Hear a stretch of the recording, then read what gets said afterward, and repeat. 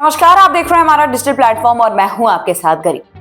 देश की राजनीति और धर्म दोनों से जुड़ा एक बयान इस वक्त खूब चर्चे में, जहां शंकराचार्य की ओर से दो बड़े बयान सामने आए हैं। पहला राम मंदिर निर्माण को लेकर के और दूसरा उत्तर प्रदेश के मुख्यमंत्री योगी आदित्यनाथ को लेकर के। दोस्तों, प्रयागराज में शंकराचार्य के विवाद के बाद शंकराचार्य ने एक बयान दिया है, जिसमें उन्होंने कहा कि राम मंदिर के लिए योगी ने क्या मेहनत की और बीजेपी ने कितनी बार कोर्ट में जाकर के पैरवी की। उन्होंने इसे उस कहावत से जोड़ा कि कौवा बैठा और फिर फल गिरा, तो क्या कहेंगे कि कौवे ने फल तोड़ दिया? पहले आप उनका ये बयान सुन लीजिए।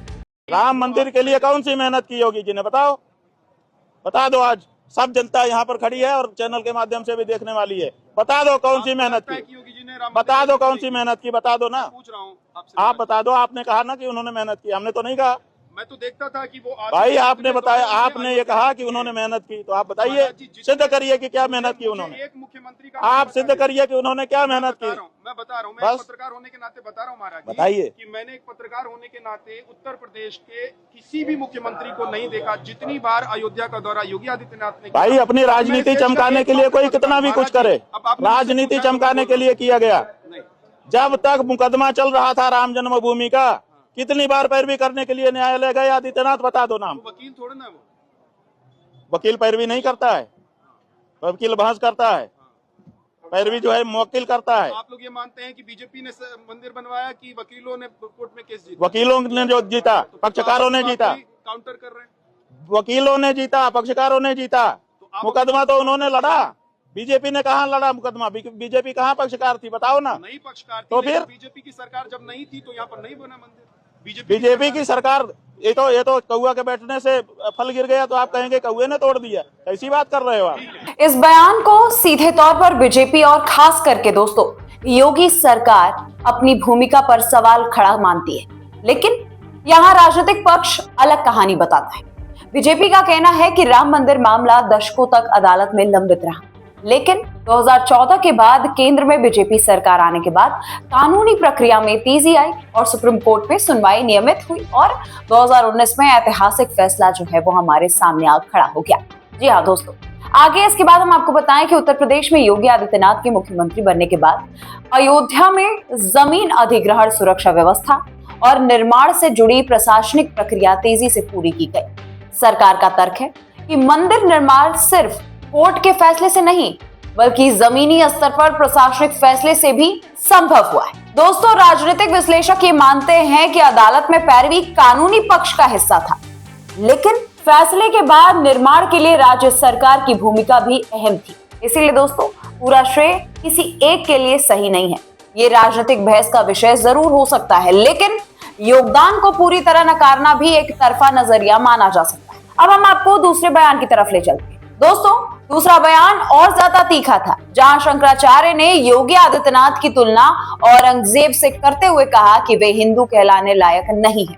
ये बयान भी पहले आप सुन ही लीजिए। यही योगी जिसको आप लोग साधु संत कहते हो, हम तो हुमायूं का बेटा अकबर कहते हैं, हम तो औरंगजेब कहते हैं, ये नहीं है हिंदू कहने के लायक। ये मंदिर तोड़ने का समर्थन करने वाला आदमी है। 150 से ज्यादा मंदिर तोड़ दिए गए, एक शब्द नहीं निकला इसके मुंह से, इसलिए कि इसकी मुख्यमंत्री की गद्दी ना चली जाए।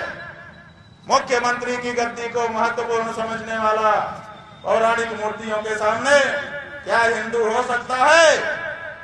वो सत्ता लुलूप है, वो हिंदू नहीं है।